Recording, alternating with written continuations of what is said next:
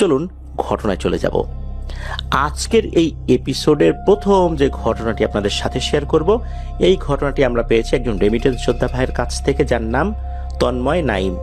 ওনার বাড়ি বাগেরহাট জেলার মোরেলগঞ্জ উপজেলাতে। উনি বর্তমানে রয়েছেন সৌদি আরবে। ঘটনাটি উনি শুনেছিলেন একজন বয়স্ক ভদ্র মহিলার কাছ থেকে, যাকে উনি দাদি বলে সম্বোধন করতেন।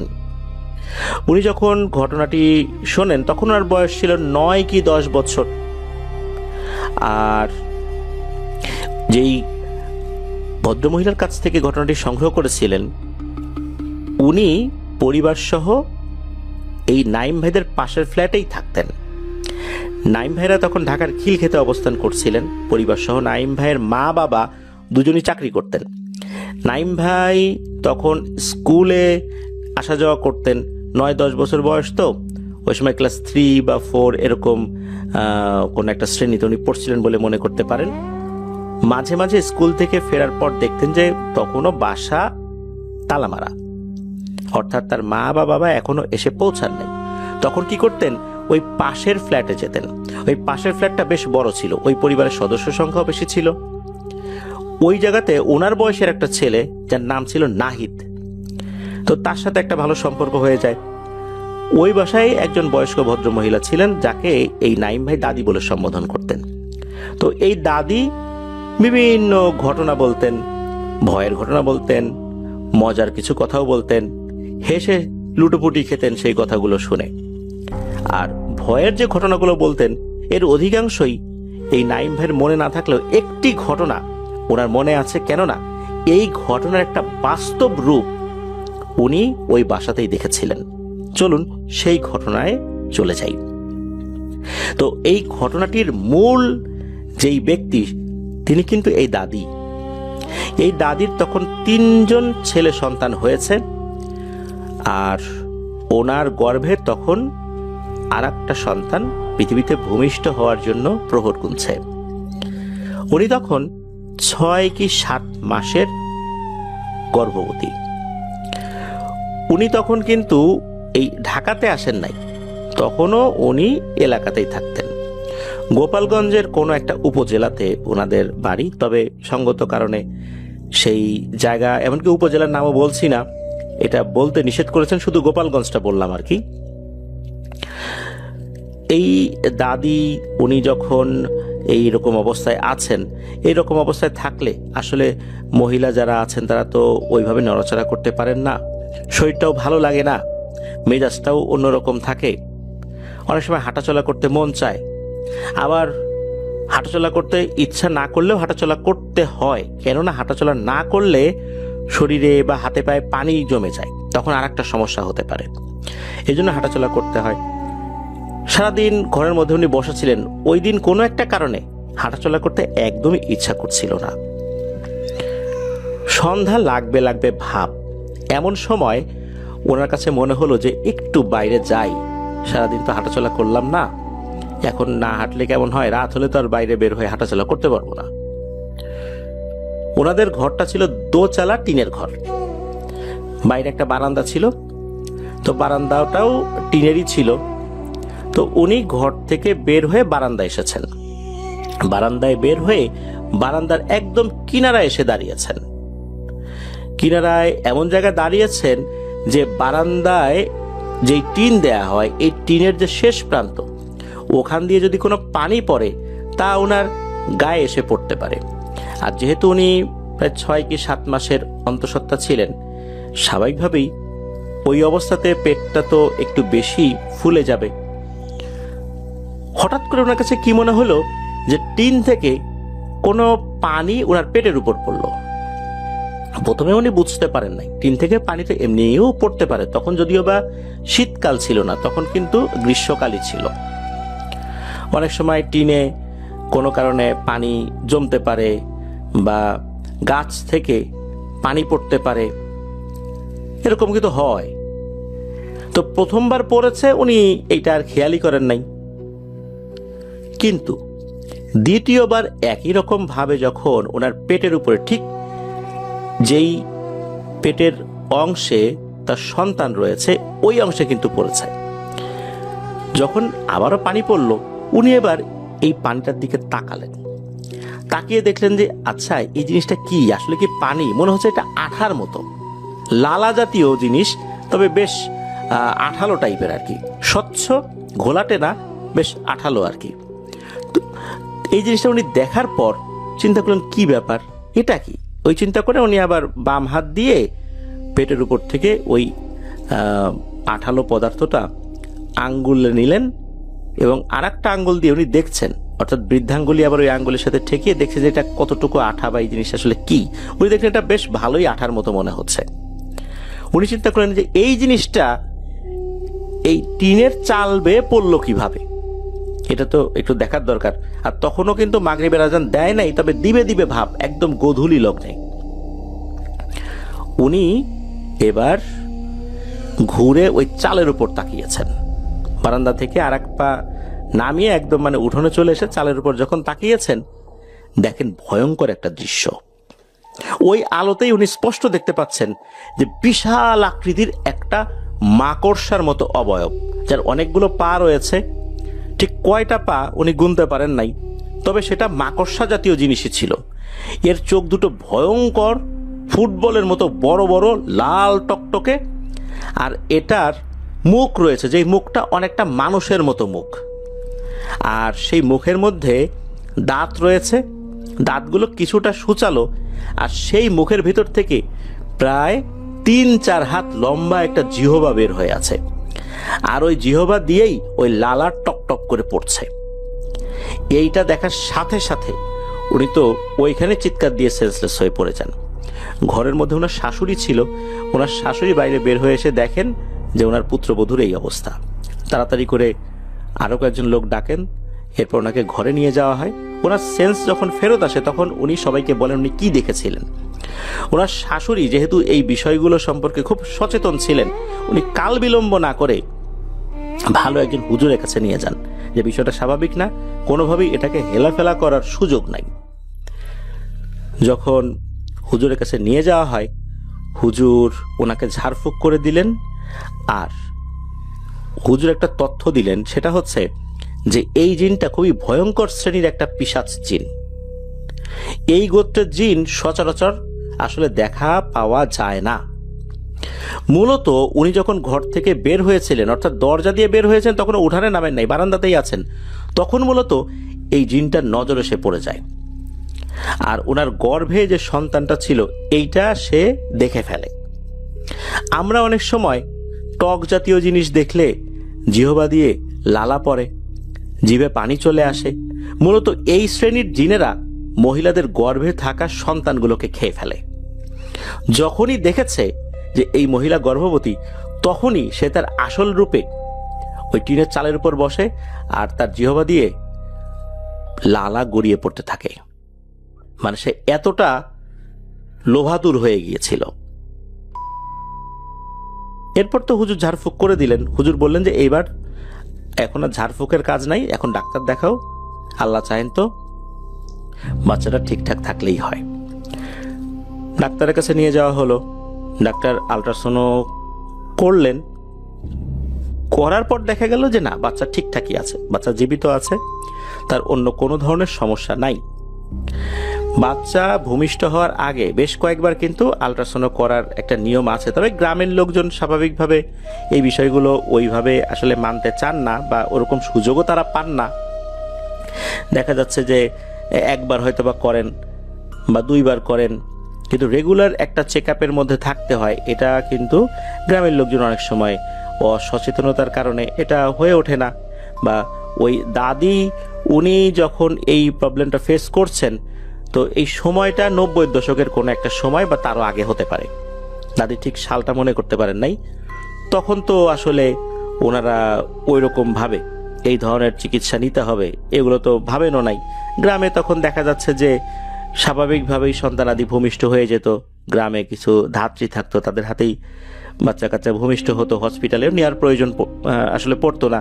যেহেতু এরকম একটা ঘটনা ঘটেছিল, এই জন্যই তাকে হসপিটালে নিয়ে যাওয়া হয়েছিল।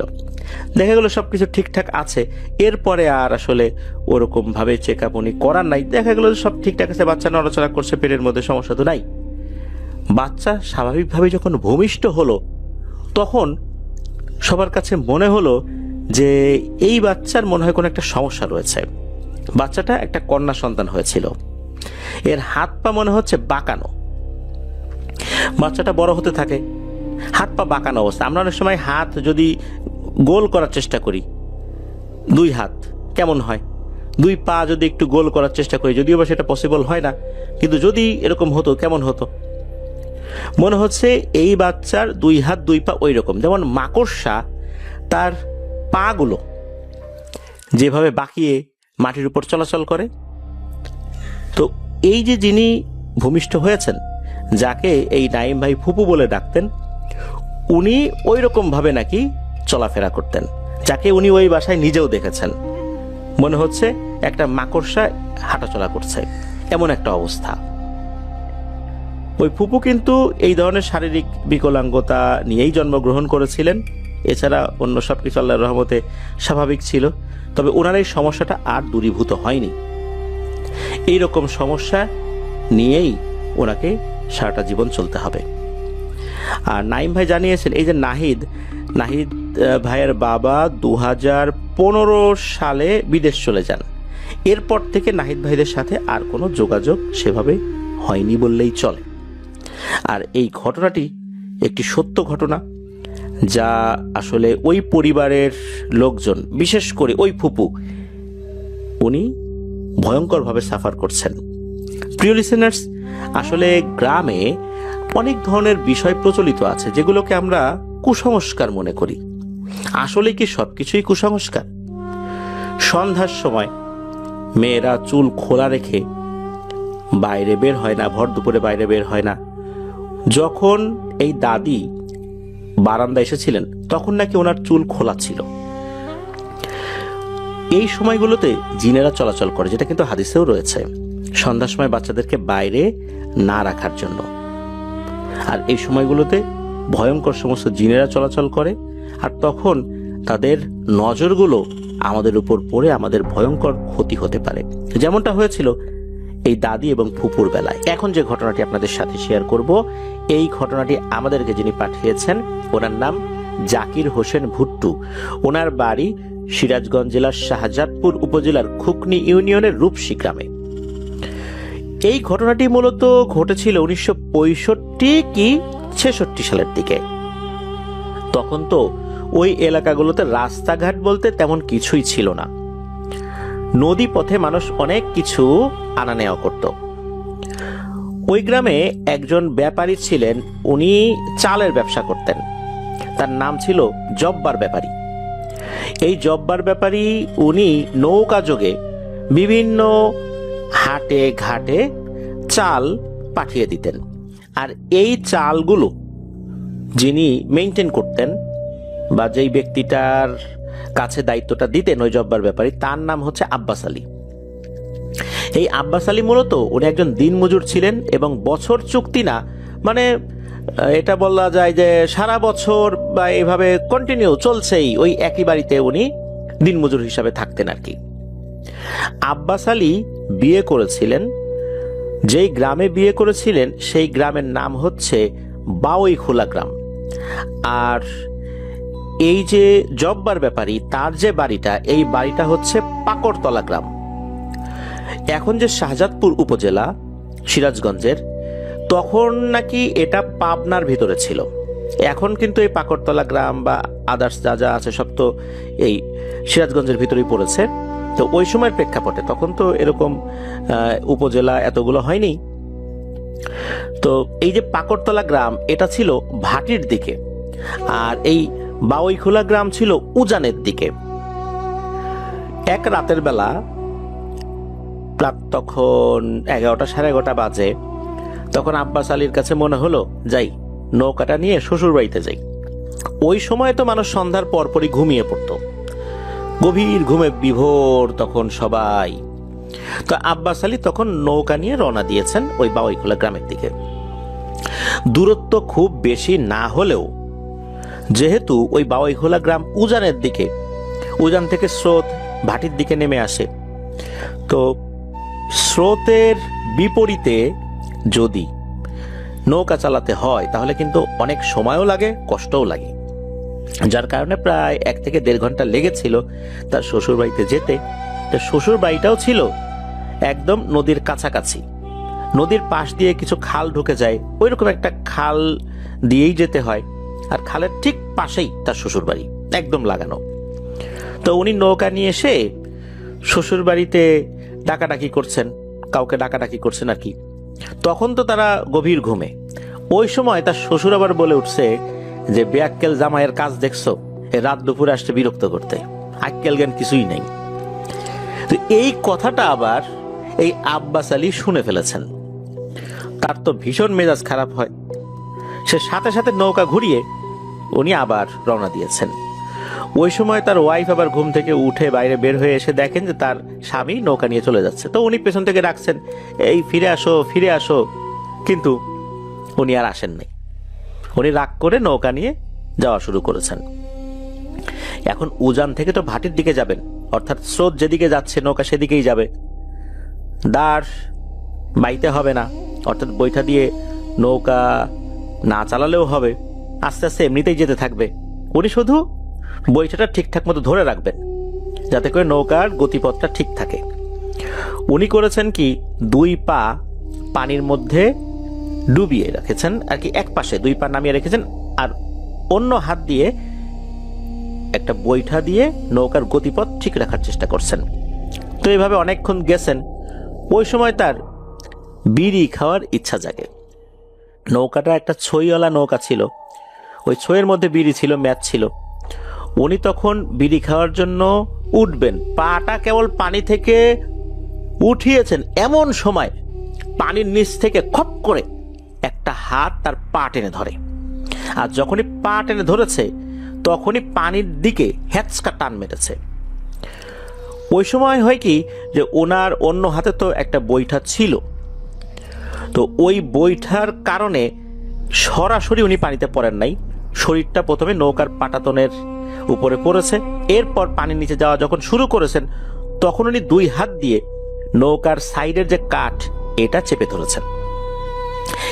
উনিও কিন্তু খুব শক্তিশালী ছিলেন, যেহেতু ভারী ভারী কাজ করতেন, ওনার শরীরে আল্লাহর রহমতে শক্তি টক্তি ভালোই ছিল। উনি তো নৌকার কাঠ ধরে রেখেছেন, আর পানির নিচে দেখা গেল যে এবার একটা হাত না, 2টো হাত।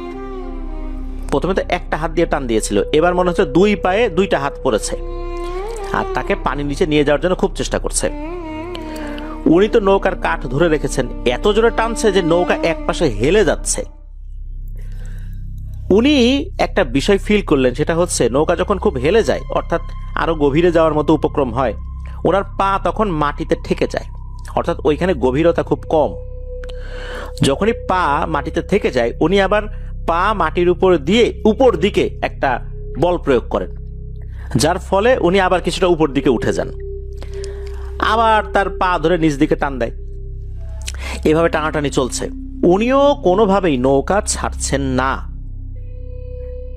অনেক কষ্ট করে ধরে রাখছেন, মনে মনে যা দোয়া দরুদ আছে পড়ার চেষ্টা করছেন। এভাবে কিন্তু নৌকা ভেসে চলছে। তো এইভাবে যেতে যেতে একটা জায়গায় একজন লোক মাছ ধরে, তার নাম ছিল সত্য হালদার। এই সত্য হালদার উনি দেখছেন যে একটা খালি নৌকা ভেসে আসছে। উনি এটা দেখে বেশ অবাক হন। নৌকার মধ্যে একটা আলো জ্বলছে, ওই হারিকেন জাতীয় একটা জিনিস ছিল ওই সময়, ওইটা নৌকার মধ্যে তো ছিল। উনি দেখছেন যে কোনো মানুষজন নাই, কিন্তু নৌকা ভেসে আসছে। উনি দূর থেকে বলছেন, এই নৌকাকার রে, এই নৌকাকার রে, মানুষ কই, কেউ আসো নাকি, এইভাবে বলতেছেন। তখন ওই যে আব্বাস আলী, উনি তো একপাশে ঝুলে রয়েছেন, উনি বলছেন যে কাকা আমি আসি, আমি আব্বাস। তখন সত্য হালদার উনি ওনার কাছে থাকা ছোট একটা নৌকা নিয়ে এগিয়ে যান। তখন ওই নৌকাটা ধরেছেন, আব্বাস আলীকে টেনে তুলেছেন। উনি যখন টেনে তুলছিলেন তখন ওই সত্য হালদারের কাছে মনে হলো নিচ থেকে আব্বাস আলীকে খুব শক্তভাবে কেউ টেনে ধরে রেখেছিল। তবে আল্লাহর রহমতে সত্য হালদার তাকে উপরে টেনে তোলেন। টেনে তোলার পর কি হয়েছে সবকিছু শুনলেন। শোনার পর বললেন যে তুমি বাপু এখন আর বাসায় যাওয়ার দরকার নাই, থাকো এখন, আর একটু রাতটা পার হোক, ফজরের আজান দিক, তারপর চলে যাও। তা উনি ওই সত্য হালদারের সাথে গল্প গুজব করেন। বিভিন্ন বিষয় শেয়ার করেন। পরে ওই নৌকাটা নিয়ে আবার ওনার যেই মহাজনের বাড়ি, এই জব্বার ব্যাপারীর বাড়ি, সেখানে চলে যান। এই ঘটনার পর ওনার শারীরিক কোনো ধরনের কোনো সমস্যা হয়েছিল বলে ওভাবে জানা যায় না। তবে এই ঘটনার 1 কি 2 দিন পর উনি নৌকায় চাল বোঝাই করে একটা জায়গায় গিয়েছিলেন। সেই জায়গাটার নাম হচ্ছে শিখরামপুর ঘাট। ওখানে উনি চাল টাল বিক্রি করেছেন, আরো কিছু মালামাল কিনেছেন, সেটা আবার পৌঁছাতে হবে এনায়েতপুর ঘাটে। ওই সময় তো এই পথ দিয়েই মূলত ব্যবসা বাণিজ্য হতো। তবে উনি যখন শিখরামপুর ঘাট থেকে নৌকা নিয়ে রওনা দিয়েছেন, উনি তো একা ছিলেন না, তখন নৌকায় তখন আরো বেশ কয়েকজন ছিল। সন্ধ্যার দিকে রওনা দিয়েছেন, আর এই নৌকা নিয়ে এনায়েতপুর ঘাটে পৌঁছাতে পৌঁছাতে প্রায় ফজরের আজান দিবে। তখন এই নৌকাগুলো নাকি ওই পাড় দিয়ে দাঁড় টেনে নিয়ে যেতে হতো, এমন একটা সিস্টেমে আর কি নৌকা নিয়ে যেতে হতো।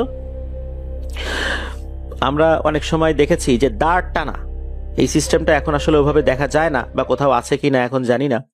লিসেনাররা আপনারা ইউটিউবে বা গুগলে সার্চ দিয়ে দেখে নিতে পারবেন যে দাঁড় টানা নৌকাগুলো কেমন হয়।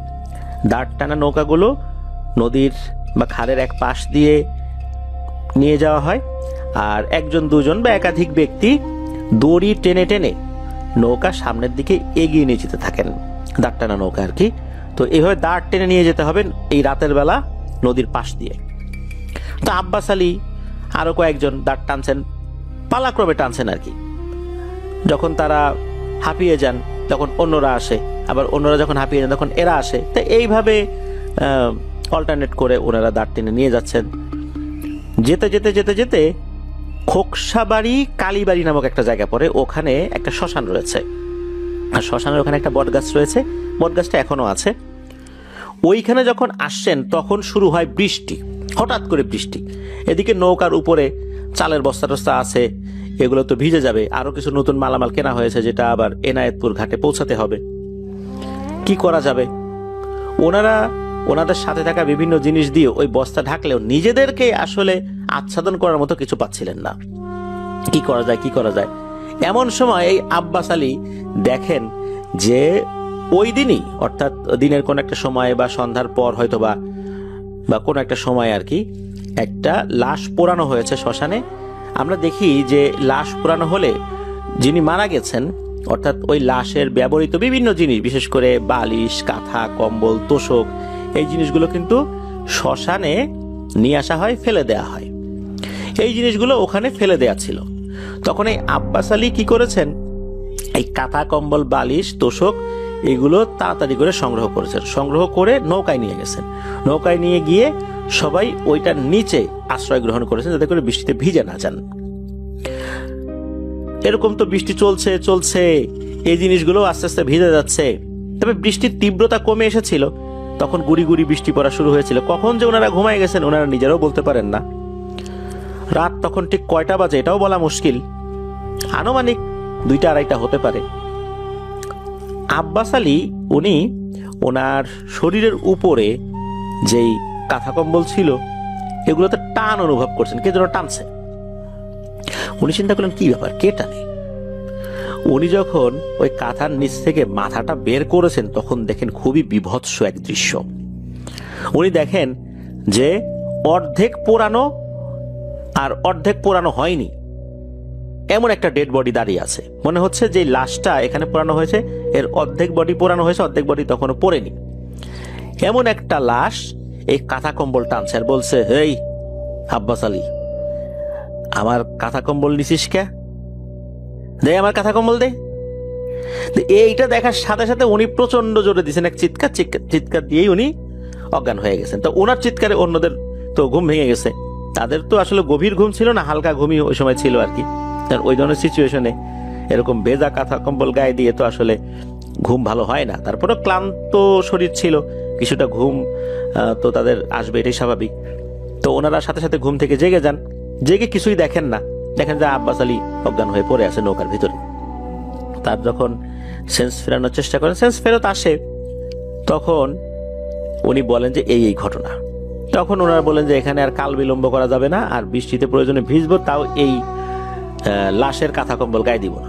তখন এগুলো যেখান থেকে আনা হয়েছিল সেখানেই রেখে ওনারা রওনা দিয়েছেন ওই রাতের বেলাতেই। তবে আব্বাস আলী আর দাঁড় টানতে পারেন নাই, উনি বাড়িতে ফেরত আসেন। পরবর্তীতে আসার পর উনি খুব অসুস্থ হয়ে পড়েন।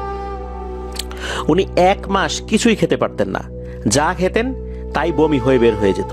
আর এখানে অদ্ভুত একটা ব্যাপার, যখন ওনার খাবারগুলো বমি হয়ে বের হয়ে যেত মনে হচ্ছে যে এগুলো পোড়া কয়লা হয়ে বের হয়ে এসেছে, এমন একটা অবস্থা। আস্তে আস্তে উনি খুব শুকিয়ে যেতে থাকেন। আর এই ঘটনার মোটামুটি 1.5 মাসের মতো, মানে এই ঘটনার বিশেষ করে এই যে লাশের সাথে যে ঘটনাটা ঘটলো, অর্থাৎ পোড়া আধা পোড়া লাশের সাথে, তো এই ঘটনা ঘটার মোটামুটি 1.5 মাসের মতো নাকি উনি জীবিত ছিলেন। এরপর উনি মারা যান। আর ওনার সাথে ঘটে যাওয়া ঘটনাগুলো তো উনি এই সময়ের মধ্যে বলেছিলেন, বিভিন্ন হুজুর কবিরাজ দেখানো হয়েছে তাদেরকে উনি ঘটনাগুলো বলেছিলেন। তখন যারা দেখেছিলেন তাকে, তারা বলেছিলেন যে ভয়ঙ্কর এক পিশাচের খপ্পরে আগে থেকেই এই আব্বাস আলী পড়ে গিয়েছিলেন, ওই যে পানিতে যখন উনি পা ডুবিয়েছিলেন তখন। ওই সময় তার পিছু পড়ে। আর রাতের বেলা মূলত যখন ওই শ্মশানে লাশ পোড়ানোর কাঁথা কম্বল গায়ে দিয়েছে, তখন মূলত ওই পিশাচটা তার উপর আরো বেশি করে আক্রমণ করতে সমর্থ হয়। আর ওই সময় তার ভেতরের বিভিন্ন অর্গানগুলোকে একদম নষ্ট করে দিয়েছিল। আর এভাবেই আব্বাস আলীর মৃত্যু হয়। 100তম আয়োজনের তৃতীয় এবং শেষ ঘটনায় চলে যাচ্ছি। এই ঘটনাটি আমাদেরকে যিনি পাঠিয়েছেন উনি একজন রেমিটেন্স যোদ্ধা ভাই। ওনার কাছ থেকে এর আগেও বেশ কয়েকটি ঘটনা আমরা পেয়েছি। ওনার নাম মোহাম্মদ সাদিকুর রহমান। ওনার বাড়ি হবিগঞ্জ জেলার নবীগঞ্জ উপজেলায়। উনি বর্তমানে সংযুক্ত আরব আমিরাতের দুবাইতে রয়েছেন। এই ঘটনাটি উনি যার কাছ থেকে সংগ্রহ করেছেন তার নাম হচ্ছে জিতেন্দ্র চক্রবর্তী। উনি এই সংযুক্ত আরব আমিরাতের আল কোয়াইন নামক যেই জায়গাটাতে থাকতেন, তখন হচ্ছে এই ঘটনাটা মূলত বলেছিলেন সাদিকুর রহমান ভাইয়ের কাছে। কারণ সাদিকুর রহমান ভাই উনিও ওই সময় ওই জায়গাতে গিয়েছিলেন, কাজের কারণে একসাথে একই রুমে ওনারা থাকতেন। মূলত এই যে জিতেন্দ্র চক্রবর্তী ওনার দাদার ছোট ভাই, দাদা মানে হচ্ছে আপন দাদা, ওনার বাবার বাবা। তো অনেক সময় দেখা যাচ্ছে যে ওই অঞ্চলগুলোতে দাদা বলতে আমরা বড় ভাইকে বুঝাই, এজন্য আমি একটু ডিটেলসে বলে নিলাম। তো দাদার আপন ছোট ভাই, তার নাম হচ্ছে অভিরাম। মূলত এই ব্যক্তিকে কেন্দ্র করেই আজকের এই ঘটনাটি। চলুন ঘটনায় চলে যাই। এই অভিরাম তান্ত্রিক যিনি, উনি এবং ওনার যেই পরিবার তারা বসবাস করতেন বা এখনো করেন ভারতের পশ্চিমবঙ্গের নদিয়া জেলার বুরু শিবতালি নামক স্থানে।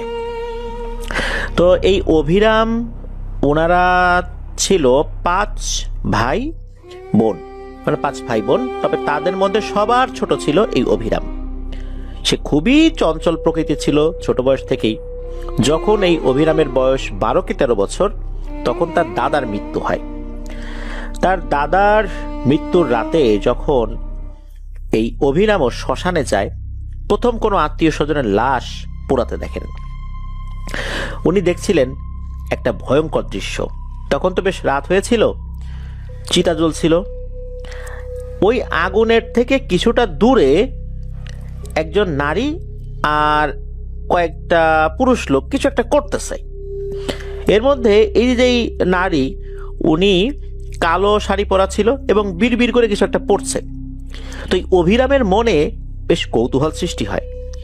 তো অভিরাম তার কাছে যায়, কাছে গিয়ে জিজ্ঞেস করে, ও দিদিমা আপনি কি করছেন? তো এই ভদ্র মহিলা তাকান না, শুধু বলেন, এই তুই এসব কিছু বুঝবি না, যা এখান থেকে, নয়তো আমার পালিত কুকুরগুলো কিন্তু তোকে খেয়ে নেবে, যা ভাগ এখান থেকে। এই বলেই নাকি ওই মহিলা পাশে কিছু একটার দিকে ইশারা করেন হাত দিয়ে। আর তখনই দেখতে পান যে ওই ঝোপ জঙ্গলের ভেতর থেকে বড় বড় সাইজের কয়েকটা কুকুর বের হয়ে এসেছে। যেহেতু ওইখানে আরো অনেক লোকজন ছিল, জাস্ট কুকুরগুলোকে উনি দেখে একটু ভয় পেয়েছেন, তাছাড়া ভুতুরে কোনো কিছু এটা ওরকম মনে হয় নাই। তবে উনি ওইখান থেকে যখন চলে আসেন, তখন ওনার বাবাকে প্রশ্ন করলেন যে এরা কারা, এরা এখানে এসে কি করছিল। এই মৃতদেহ পোড়ানোর সময়। তখন ওনার বাবা এই বিষয়ে কোনো উত্তর দেন নাই। উনি ওনার বড় ভাইকেও এই বিষয়ে প্রশ্ন করেছিলেন। তখন উনি বলেন যে এরা তো আসলে তান্ত্রিক গোছের, এরা শ্মশানে বিভিন্ন ধরনের এই মন্ত্রতন্ত্র পাঠ করে, বিভিন্ন যজ্ঞ করে, মানুষজন এদের কাছে বিভিন্ন সমস্যা সমাধানের জন্য যায়, এগুলো অনেকদিন ধরে এখানে আসে, তুই তো আসলে এদিকে আসিস না বা এই শ্মশানে তো খুব একটা যাস না, এই জন্য দেখিস নাই, এগুলা অনেক আগে থেকে আসে। এদের সাথে ভয়ঙ্কর সমস্ত পিশাচগুলো চলাফেরা করে, যাদেরকে দিয়ে এরা অনেক কাজ করায়। এরপর এই অভিরামের মাথার ভিতরে এই বিষয়টা বেশ ভালো মতোই চেপে বসে, তাদের প্রতি আগ্রহ সৃষ্টি হয় এবং গোপনে গোপনে এদের সম্পর্কে খোঁজ খবর নিতে শুরু করে। তো অভিরামের বয়স যখন 17 বছর, হঠাৎ করেই সে নিরুদ্দেশ হয়ে যায়। সময়টা তো আসলে 70-এর দশকের মাঝামাঝি কোনো একটা সময়, তখন তো মোবাইল ফোনের এরকম চলমান থাকার তো কোনো প্রশ্নই নাই। টেলিফোন ছিল ভারতের বিভিন্ন জায়গায়। তো ওই সময় এই অভিরামকে খোঁজার জন্য তারা অনেক ধরনের চেষ্টা করেছিলেন। ওই সময় যে পেপার পত্রিকাগুলো রয়েছে সেখানে পরিবার থেকে তারা বিজ্ঞাপন দিয়েছিলেন, কিন্তু না, আসলে কোনো ধরনের কোনো খোঁজ খবর পাওয়া যায় নাই। কেননা যে ব্যক্তি নিজে থেকে আত্মগোপনে থাকে তাকে পাওয়াটা আসলেই খুব মুশকিল। এই অভিরাম বাড়ি থেকে চলে গিয়ে এক রহস্যময় সাধুর সন্ধান পায়, যার নাম ছিল বিষ্ণুপদ গোস্বামী। এই ব্যক্তিও নির্জন শ্মশানেই থাকতেন, দিনের আলোতে খুব একটা বের হতেন না। মূলত অভিরাম বাড়ি থেকে বের হয়েছিলেন এই টাইপের কোন একটা শ্মশান সাধুর সান্নিধ্য পাওয়ার জন্য। তো পেয়েও যান।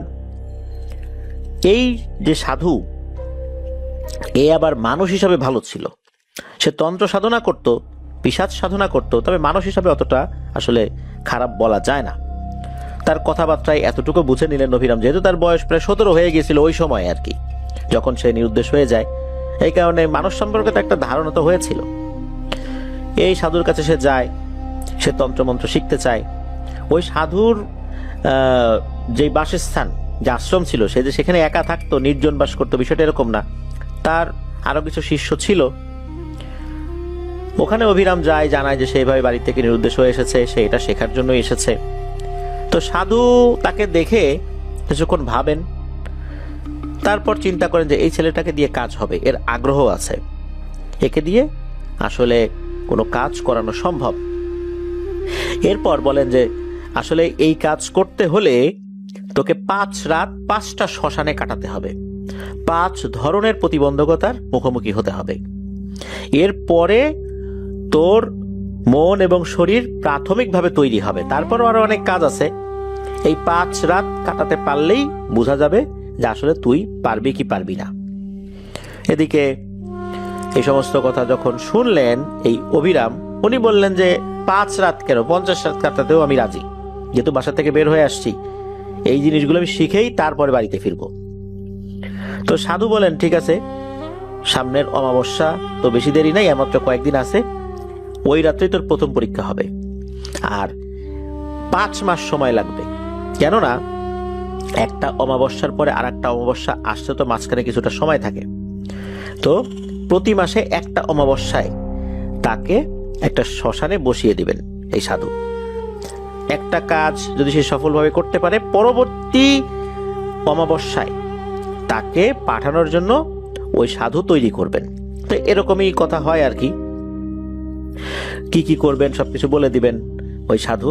তো প্রথম রাত এই অভিরাম উনি ওই সাধুর কাছ থেকে সবকিছু জেনে নিয়ে উনি সুভাষপুর নামক একটা জায়গা ছিল ওই এলাকাতে, বা ওই এলাকা থেকে বেশ দূরে, এই সুভাষপুর একটা শ্মশান ছিল, ওইখানে উনি যান।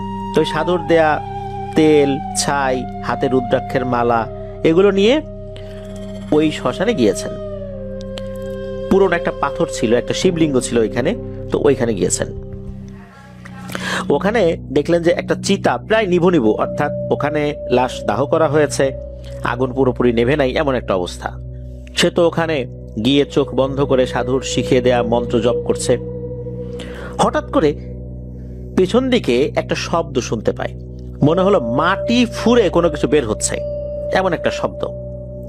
এই শব্দ পেয়ে সে পেছনে তাকায়, কিন্তু কিছু দেখে না। কিছুক্ষণের মধ্যে দেখে একটি কালো বিড়াল তার পায়ের কাছে এসে বসেছে। এই কালো বিড়ালটার চোখগুলো বেশ বড় বড় আর একদম সাদা। এটা দেখার পর অভিরাম চোখ বন্ধ করে নেয়। সে মনে মনে ভয় পেলেও সাহস হারায়নি। সে বুঝতে পারে আস্তে আস্তে তার মনোযোগ নষ্ট করার জন্য বিভিন্ন ধরনের অশরীরীগুলো এখানে হাজির হয়েছে। তো ওই রাতে জাস্ট এতটুকুই হয়েছে, আর কিচ্ছু হয়নি। ওই পেছনে একটা শব্দ, এরপর বিড়াল পাশে এসে বসেছে, এরপর সে মন্ত্র পাঠ করেছে ভোর পর্যন্ত। এর ভিতরে অন্য কোনো ভয়ের ঘটনা বা ভয়ঙ্কর কিছু এসে তাকে ভয় দেখিয়েছে এরকম কোনো কিছু হয়নি, ওই বিড়ালটা ছাড়া আর ওই শব্দ ছাড়া। সকালবেলা যখন সে আসছে সাধুর আশ্রমে এই বিষ্ণুপদ গোস্বামীর কাছে, কি হয়েছে যখন বলল, তখন এই সাধু হেসে দেন। হেসে দিয়ে বলেন, তোর ভাগ্যটা আসলেই ভালো রে, তুই কখনোই কোনো মানুষের খারাপ কিছু করতে পারবি না, তুই শুধু মানুষের উপকারটাই করতে পারবি। আর তুই অনেক সহজেই অনেক কিছু পেয়ে গেছিস বলে মনে হচ্ছে। এত সহজে কেউ কখনোই কিছু পায় না। তুই আরো 4 রাত এটা তো তোকে করতেই হবে, 4 অমাবস্যায়, তবে তুই চালিয়ে যা। এই কথা বলার পর অভিরামের মনের মধ্যে নতুন এক আশার আলো সঞ্চারিত হয়। কারণ ওই রাতে তো ওই 2টা জিনিস ছাড়া অন্য কোনো ভয় তো সে পায় নাই, কোনো ভয়ঙ্কর অবয়ব সে দেখে নাই। তো যাই হোক, এর ভিতরে ওই আশ্রমে থাকে, সাধু কি করে না করে দেখে, বিভিন্ন লোকজন ওই সাধুর কাছে আসে, বিভিন্ন ট্রিটমেন্ট নিয়ে চলে যায়। সাধু মাঝে মাঝে তাকে কিছু কাজ দেয়, কাজগুলো করে। এরকম করতে করতে দেখতে দেখতে আরো দিন কেটে গিয়ে পরবর্তী অমাবস্যার সময়টাও চলে আসে। ওই রাতটা তার জন্য দ্বিতীয় রাত ছিল। তো সাধু সবকিছু বলে রেখেছিলেন কোথায় যেতে হবে, 5টা ভিন্ন ভিন্ন শ্মশানে। তো এরকম একটা শ্মশানে সে যায়।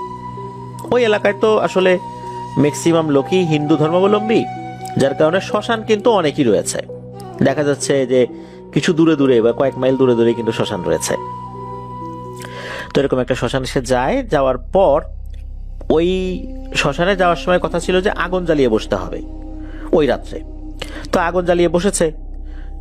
এটা যখন করেছে তারপর বিভিন্ন ধরনের মন্ত্র পাঠ করছে। আগুন নিভু নিভু যখন হয় তখন ওই যে সাথে নিয়ে যাওয়া কাঠগুলো আবার জ্বালায়। তাই এইভাবে চলছে আর কি।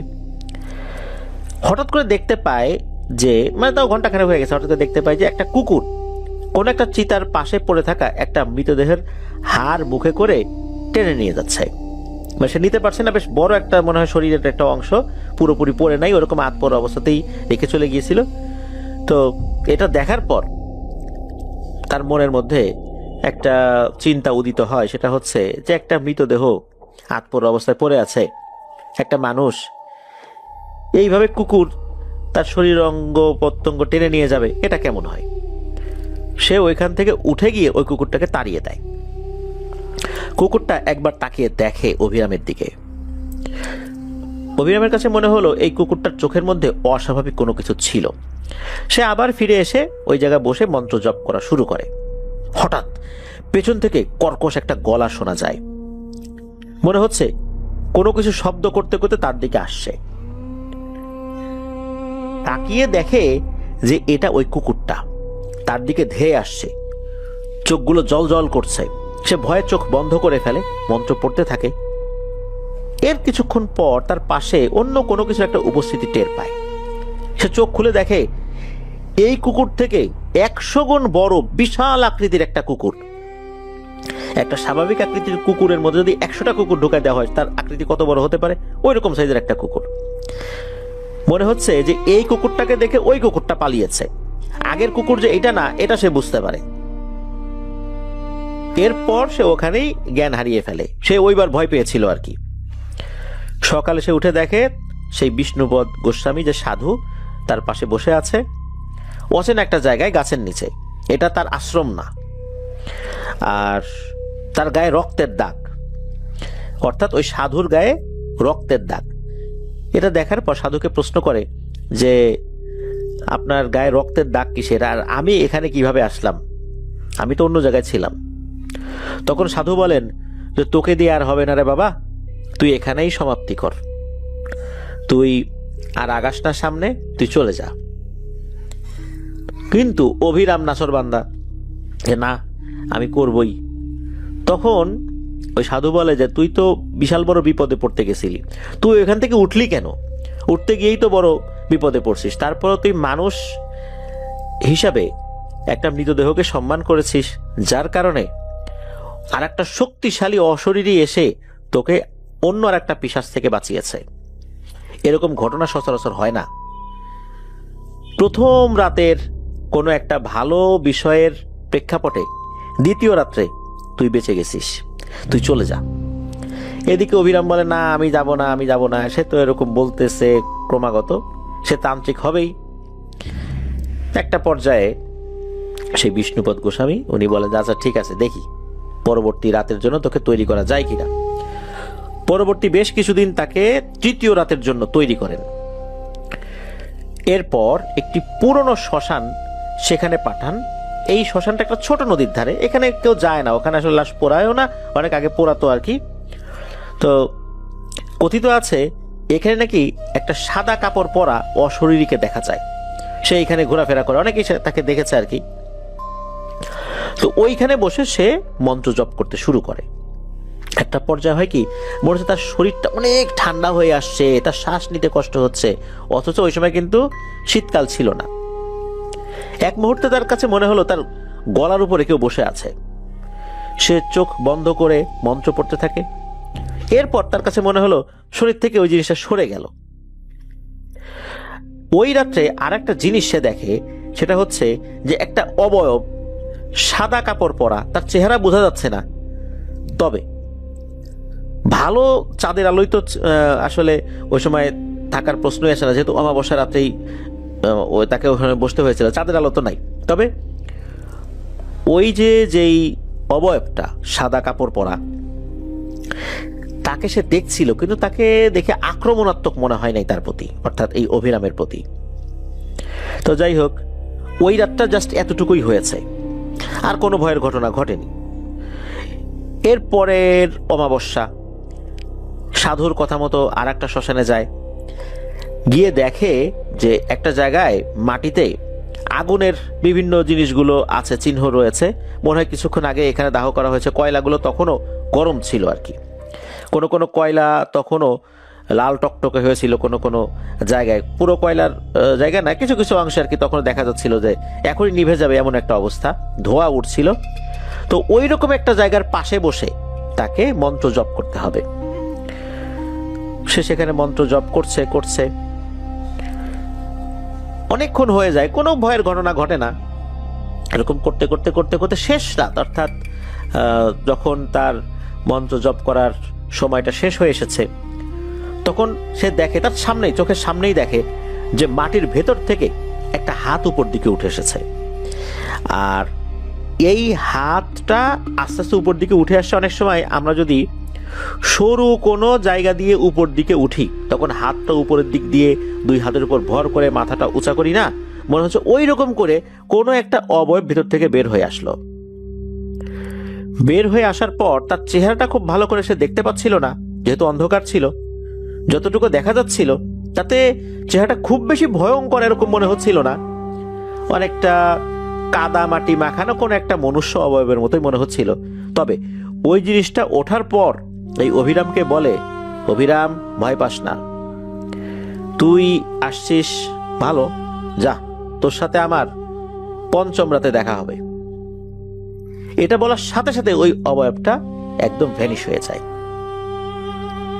এই কথাও যখন ওই গুরুকে গিয়ে বলেছেন এই অভিরাম, গুরু বলেন যে হ্যাঁ, এটাও ভালো লক্ষণ, ঠিক আছে, পরবর্তী ধাপের জন্য তোকে তৈরি করব। এর পরের অমাবস্যার জন্য গুরু তাকে বিভিন্ন ধরনের রিচুয়াল করায়, আস্তে আস্তে সে তৈরি হয়েছে আর কি। পঞ্চম রাত, যেটা অর্থাৎ পঞ্চম অমাবস্যায় সবচেয়ে পুরনো একটা শ্মশান ওই এলাকার, সেখানে তাকে যেতে হয়। এই শ্মশানে পৌঁছাতে হলে নাকি জঙ্গলের ভেতর দিয়ে যেতে হয়, মধ্যরাতে যেতে হবে। আর ওই সময়ের আবহাওয়াটা একটু ঝড়ো আবহাওয়া ছিল আর কি। এমনিতেই মানে প্রাকৃতিক ভাবেই কোনো ভূত প্রেত যে ঝড়ের আবহাওয়া সৃষ্টি করছে বিষয়টা এরকম না। যেহেতু অমাবস্যার রাত এটা ছিল, ঝড়কে ভয় পেলে তো চলবে না, যেতে তো হবেই। ওই ঝড়ো আবহাওয়ার মধ্যে দিয়ে সে যাচ্ছিল। আর যাওয়ার আগে কিন্তু ওই বিষ্ণুপদ গোস্বামী, যিনি সাধু, তিনি কিন্তু অভিরামকে কাছে নিয়ে বলেছিলেন যে তোর মন পরিষ্কার, তোর মনে কোনো লোভ নেই, আমার বিশ্বাস তুই তোর কাজে সফলতা অর্জন করতে পারবি, যা তুই যা, ভয় পাস না। এরপর সে তো চলে যায়। শ্মশানে ঢোকার পরপরই শুরু হয়ে যায় খুবই ঝড় তুফান। এমন ঝড় তুফান যে ওখানে বসে থাকাই কষ্ট হয়ে যায়। একটা পর্যায়ে ঝড় তুফান কমে আসে, তারপর একটা পুরনো চিতার পাশে এসে বসে পড়ে। এরপর গুরু শিখিয়ে দেয়া মন্ত্র জপ করতে থাকে। হঠাৎ করে মনে হলো চারদিকে এতটাই নীরবতা বিরাজ করছে, এতটাই নিস্তব্ধতা, রাতের নিশাচর প্রাণীগুলো তাদের ডাক থামিয়ে দিয়েছে। নিঃশ্বাসের শব্দ মনে হচ্ছে ভয়ঙ্কর ভাবে তার দিকে ফেরত আসছে। বাতাসও মনে হচ্ছে থেমে গেছে। হঠাৎ ধীরে ধীরে একটা কালো ছায়া তার সামনে আবির্ভূত হয়। ছায়াটির চোখ আগুনের মতো জ্বলছে, তবে তার শরীর থেকে এক ধরনের সুগন্ধি বের হয়ে আসছে। সেই সাথে কোনো কিছু পোড়ালে, কাগজ বা অন্য কিছু পোড়ালে এক ধরনের গন্ধ হয় না, মনে হচ্ছে ওই রকম একটা গন্ধও আসছে। তার চুলগুলো বেশ লম্বা। এটা দেখার পরও অভিরাম কিন্তু মন্ত্র পড়া থামায় না, সে মন্ত্র পড়তেই থাকে। এবার সে অনুভব করে এই ছায়ামূর্তিটার মাথা একদম তার মাথা থেকে 1 কি 2 ইঞ্চি দূরে আছে, মানে তার মুখের একদম কাছাকাছি মাথা নিয়ে এসেছে। তাকে এত কাছাকাছি দেখছে আর কি, এত কাছ থেকে তাকে দেখছে। অভিরামের কাছে মনে হলো ওই ছায়ামূর্তি নিঃশ্বাস নিচ্ছে, ওই নিঃশ্বাসের যে গরম বাতাস এটাও তার মুখে এসে লাগছে। চোখের সামনে এই জিনিসটা দেখছে, ভয়ে সে চোখ বন্ধ করে ফেলে। এরপর অভিরাম ফিল করে যে সে যেখানে বসে আছে মনে হচ্ছে মাটিটা আস্তে আস্তে নরম হয়ে যাচ্ছে। শক্ত মাটি মনে হচ্ছে আস্তে আস্তে কাদামাটি হয়ে যাচ্ছে, আর আস্তে আস্তে সে ওই কাদামাটির মধ্যে ডুবে যাচ্ছে, চোরাবালির মধ্যে পড়ে গেছে এমন মনে হচ্ছিল। আর এটাও মনে হচ্ছে নিচে কেউ তাকে টানছে। আস্তে আস্তে 1 ইঞ্চি 1 ইঞ্চি করে করে আস্তে আস্তে সে ডুবে যাচ্ছে। এরপর সে আরো জোরে জোরে মন্ত্র পড়তে থাকে। এবার দেখে সবকিছু স্বাভাবিক, তবে ছায়ামূর্তিটা এবার মাথা একদম কাছে নিয়ে যে দেখছে তাকে, বিষয়টা এরকম না, সে একটু দূরে দাঁড়িয়ে আছে। ওই ছায়ামূর্তিটা হাত উঁচা করে। আমরা অনেক সময় আশীর্বাদ করতে দেখি না, হাত উঁচা করে, মনে হচ্ছে ওই রকম আশীর্বাদ করলো। এরপরে ওই ছায়ামূর্তিটাও নাই। যখন দেখলো ছায়ামূর্তিটা নাই, তখন এই অভিরাম অজ্ঞান হয়ে যায়। এদিকে তার যে ওস্তাদ, উনি লোক পাঠিয়েছিলেন অভিরামকে নিয়ে আসার জন্য, কারণ জানতেন যে কোনো একটা সমস্যা হতে পারে। তো লোকরা যায়, দেখে যে অভিরাম অজ্ঞান হয়ে পড়ে আছে, তারা তাকে নিয়ে আসে ওখান থেকে। অভিরাম তখন অজ্ঞান ছিল। আশ্রমে আসার পর তার জ্ঞান ফিরে দেখেন যে সাধু খুব খুশি। আশ্রমে থাকা বিভিন্ন যে শিষ্য আছেন বা বিভিন্ন লোকজন সমস্যার সমাধানের জন্য আসেন, তাদেরকে মিষ্টিমুখ করাচ্ছেন। মিষ্টিমুখ করার কারণ কি, এটা যখন সবাই জিজ্ঞেস করলেন, তখন এই বিষ্ণুপদ গোস্বামী নাকি বলেছিলেন যে এই অভিরাম ছেলেটা এমন একটা কিছু অর্জন করেছে, আর এত সহজে অর্জন করেছে, যেটা এই তন্ত্র সাধনায় খুবই বিরল জিনিস। এটা আসলে কেউ পায় না, এত সহজে পায় না। এত কম ভয় পেয়ে কেউ আসলে এগুলো অর্জন করতে পারে না। এত সহজে এটা হাসিল করা লাখে একজন সাধকের কপালে জোটে, কিন্তু এই অভিরাম সেটা করতে পেরেছে। আর এই সাধুর এত বছর জীবনে যত শিষ্য সে দেখেছে বা শিষ্যত্ব দিয়েছে বিভিন্ন ব্যক্তিদেরকে, এই প্রথম এই ছেলেটা অর্থাৎ এই অভিরামী এই বিরল সৌভাগ্য নাকি অর্জন করতে পেরেছে। এই জন্যই সে খুশি হয়ে মিষ্টি বিতরণ করছিল। আর সাধু বললেন যে এখন থেকে তোর আসল শিক্ষা শুরু হলো, এখন থেকে তোকে যে বিভিন্ন জিনিসগুলো শেখানো হবে, এই জিনিসগুলো এখন থেকে কার্যকর হবে। এরপর থেকে তার তন্ত্র সাধনার আনুষ্ঠানিক শিক্ষা শুরু হয়। তো বিভিন্নভাবে আসলে তন্ত্র সাধনা উনি করেছেন। কিভাবে করেছেন এটা অনেক বড় গল্প, এগুলো আসলে অনেকটাই কমন আর কি। বিভিন্ন সময় আমরা শুনি না যে কিভাবে তন্ত্র সাধনা করে, এই জায়গাতে একটা কমন জিনিস। যাই হোক, এগুলো আমরা আর আলোচনা করব না। বিভিন্নভাবে উনি করেছেন। এর মধ্যে নাকি একটা উল্লেখযোগ্য ঘটনা রয়েছে, সেটা হচ্ছে যে একবার একটা মন্ত্র জপ করতে হবে 108 বার একটা পোড়া দেহের কাছে, অর্থাৎ কোনো একটা মানুষ পোড়ানো হয়েছে কিন্তু পুরোপুরি পোড়েনি, এমন একটা পোড়া দেহের পাশে বসে মন্ত্র জপ করতে হবে 108 বার। তো সে করছে, 55 বার পড়েছে। সাধু বলে দিয়েছেন 55 বার পড়ার পর থামবি, দেখবি যে কিছু হয় কিনা, এরপর আবার পড়া শুরু করবি। তো 55 বার যখন পড়েছে কিছু হয় না, পরে যখন পড়া শুরু করছে হঠাৎ করে দেখে যে একটা ধোঁয়া কোত্থেকে যেন বের হচ্ছে, সাদা ধোঁয়া। এই সাদা ধোঁয়াটা আস্তে আস্তে একটা মানুষের মতো অবয়বের রূপ নিল, তবে পুরোপুরি মানুষের মতো না, জাস্ট ধোঁয়ার মতোই, তবে মনে হচ্ছে একটা মানুষের শেপ আর কি। ওই ছায়াটি বলে ওঠে, আমাকে কি তুই মুক্তি দিবি নাকি ব্যবহার করবি? এই কথা শোনার পর অভিরাম নাকি বলে, আমি তোর সাহায্য চাই, দাসত্ব নয়, দাস হিসাবে রাখতে চাই না, তুই আমাকে সাহায্য করবি। এই কথা শোনার পর নাকি ওই ছায়াটি হেসে দেয়, হাসির শব্দও পাওয়া যায়। এরপর ওই ছায়াটি বলে, তুই আমাকে ভালো এবং খারাপ দুইটা কাজই করতে বলতে পারিস, তবে মনে রাখিস ভালো কাজে তোর জন্য ভালো, আর খারাপ কাজ আমাকে দিয়ে করালে তুই তোর বিপদ ডেকে আনবি। তুই বললে আমি না করব না, করে দিব, তবে শর্ত কিন্তু এটাই। এই বলে নাকি ওই ছায়াটি মিলিয়ে যায়। আর এই ঘটনার পর তার যিনি আধ্যাত্মিক গুরু এই বিষ্ণুপদ গোস্বামী, উনি নাকি আনুষ্ঠানিকভাবে তাকে সাধু হিসাবে স্বীকৃতি দিয়েছিলেন আর বলেছিলেন, আজ থেকে তুই অঘরী অভিরাম নাম দেন। যদিও বা অঘরী হওয়ার পথটা আরো কঠিন, তবে তাকে অঘরী অভিরাম বলে অভিহিত করেন। এরপর থেকে এই অভিরাম তান্ত্রিক অঘরী অভিরাম বলেই পরিচিতি লাভ করেন। অঘরী হতে হলে কিন্তু বেশ কিছু বিষয় মেনটেন করতে হয়। তাকে রুদ্রাক্ষের মালা পরানো হয়, ছাই মাখা গেরুয়া বসন দেওয়া হয়, হাতে দেওয়া হয় একটি ত্রিশূল আকৃতির লোহার একটা ত্রিশূল, আরো এরকম বেশ কিছু বিষয় তাকে দেয়া হয়। এরপর বলে দেয়া হয় যে যতটুকু অর্জন করেছিস এটার মধ্যেই সীমাবদ্ধ থাক, আর বেশি আগানোর দরকার নাই, তুই এখন বাড়ি চলে যা। বাড়ি চলে যাওয়া একথা শোনার পর এই অভিরাম বেশ অবাকই হয়েছিলেন, কারণ হচ্ছে অঘরীদের আসলে পরিবার বলে কিছু থাকে না, পরিবার থেকে বাইরে চলে আসতে হয়। যাই হোক, যেহেতু গুরু বলেছেন পরিবারের কাছেই চলে আসেন, তবে পরিবারের কাছে থাকলেও উনি সংসারের যে সমস্ত ব্যাপারগুলো আছে এগুলোতে কখনো জড়ান নাই, উনি আলাদাই থাকতেন। বাড়িতে চলে আসার পর উনি বিভিন্ন ধরনের সমস্যার সমাধানগুলো করার চেষ্টা করতেন। লোকজন তাকে গুরুজি বলে ডাকতেন, একটা আশ্রম গড়ে তোলেন আর কি। বয়সও তার বেশি হয় নাই, 17 বছর বয়সে চলে গেছে। এর মধ্যে মোটামুটি ম্যাক্সিমাম 1 বছর সে সময় নিয়েছে, 1 বছরের মধ্যে সে নিজেকে তৈরি করেছে। আর তার যিনি গুরু বিষ্ণুপদ গোস্বামী, সেও তার উপর খুশি হয়ে অনেক কিছু শিখিয়ে দিয়েছে। মানে একটা তরুণ বয়সী একটা ছেলে এরকম সাধক হয়ে গেছে। মোটামুটি অনেক লোকই তার কাছে আসে, তবে অধিকাংশ লোকজনই যে সমস্ত সমস্যা নিয়ে আসে এর মধ্যে কেউ কাউকে ভালোবাসে, তাকে পেতে চায়, কেউ ব্যবসায় সফলতা অর্জন করতে চায়, কারো উপর কারো রাগ আছে, সে প্রতিশোধ নিতে চায়।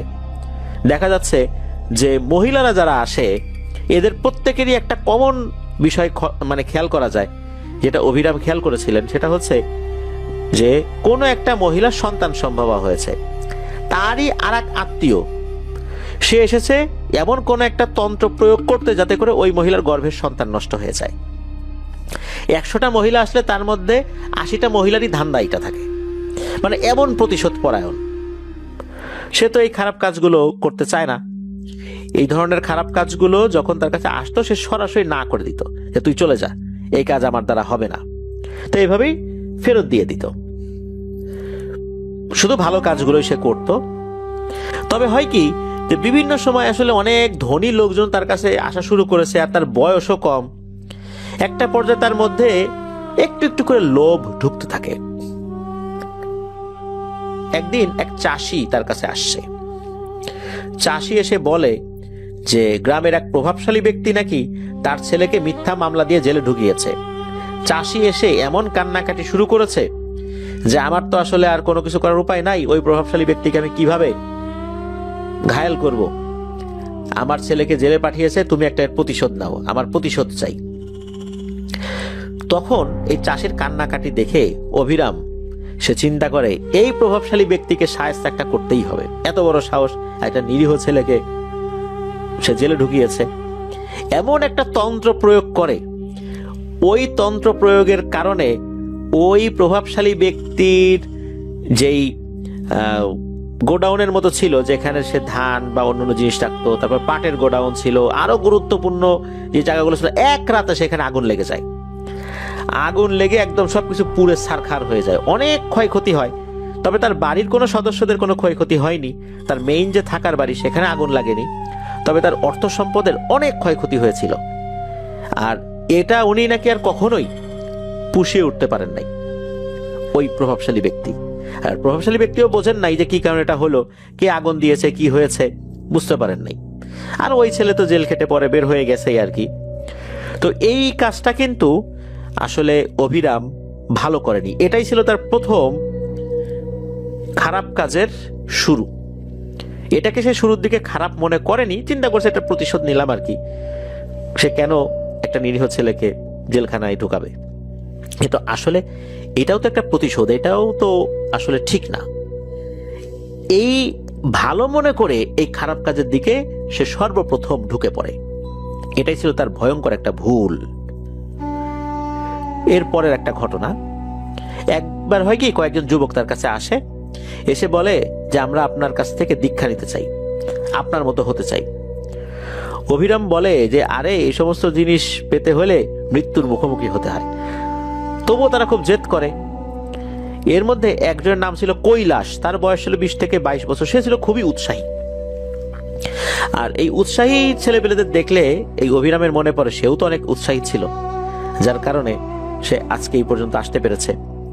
তো অভিরাম তাকে একটা অল্প শক্তির একটা মন্ত্র শিখিয়ে দেয়। মানে এই মন্ত্রের শক্তিটা খুব একটা বেশি না, একটা জিন ডাক দেওয়ার জন্য। তো হয়েছিল কি, এই কৈলাস ছেলেটা এই মন্ত্রটা ভুলভাবে উচ্চারণ করেছিল, তার উচ্চারণটা ভুল হয়েছিল। সকালবেলা এই কৈলাস ছেলেটা বিপর্যস্ত অবস্থায় অভিরামের কাছে ফেরত আসে। সে বলে যে আমার মাথার উপর মনে হচ্ছে কেউ বসে আছে, সে নামছে না। মাথার উপর একটা বোঝা চাপিয়ে দিলে মানুষের অনুভূতি কেমন হয়, মনে হচ্ছে তার মাথার উপর একটা বোঝা চাপিয়ে দেওয়া হয়েছে।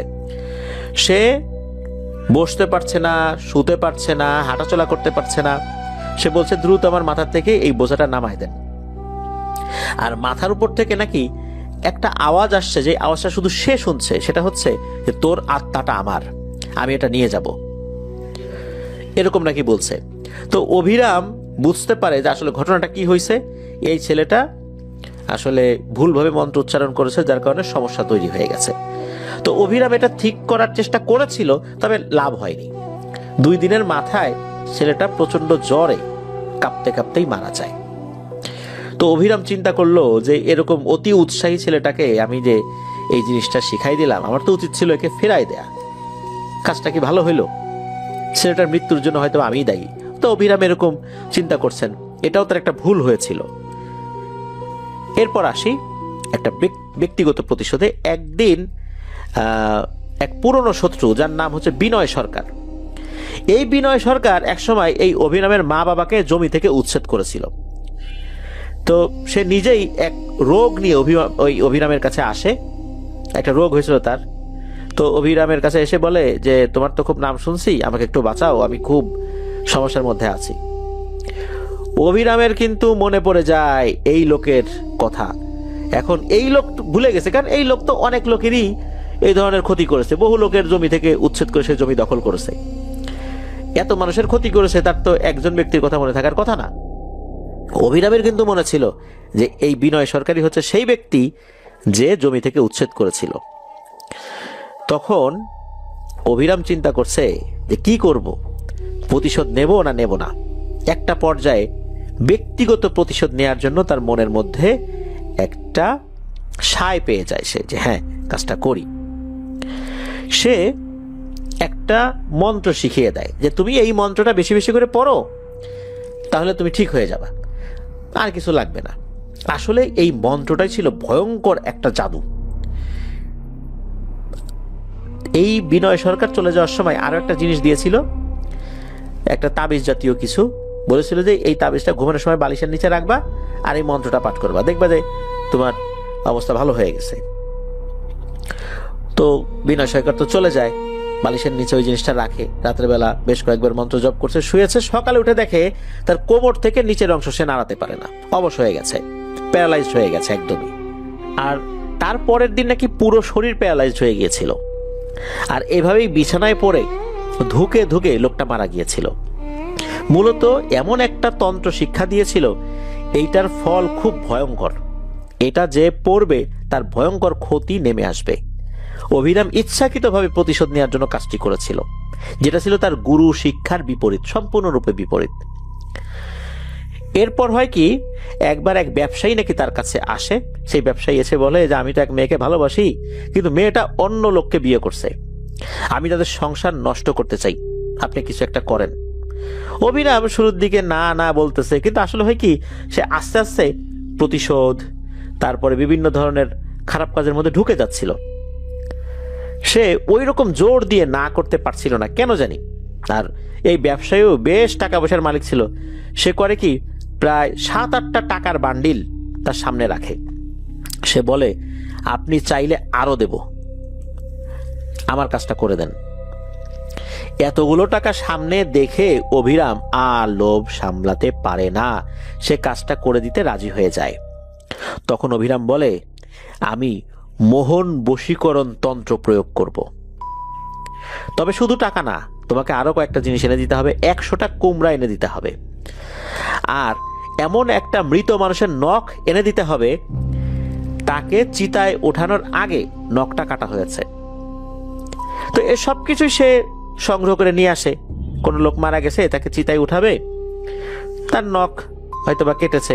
নখ কাটা বলতে আমরা অনেক সময় যখন নখ কাটি তখন এই নখগুলো তো ফেলে দেই, হয়তো বা ওই রকম ভাবেই সে সংগ্রহ করেছে। তবে কিভাবে সংগ্রহ করেছে এটা জানা যায় না, তবে সে এই সবগুলো ঠিকঠাক মতো সংগ্রহ করে এনেছিল। এরপর শ্মশান ঘাট থেকে মৃত লাশের যেই ছাই, এই ছাইও কিছু আনা হয়েছিল। এরপর কালো ঘি, এরকম বেশ কিছু জিনিস, সবকিছু আসলে বলতে পারেন নাই এই অভিরাম তান্ত্রিকের যে নাতি। তো এরপর অভিরাম তান্ত্রিক এই জিনিসগুলো দিয়ে কাজ শুরু করে। সে অনেকটাই নাকি সফলও হয়েছিল ওই রাত্রেই।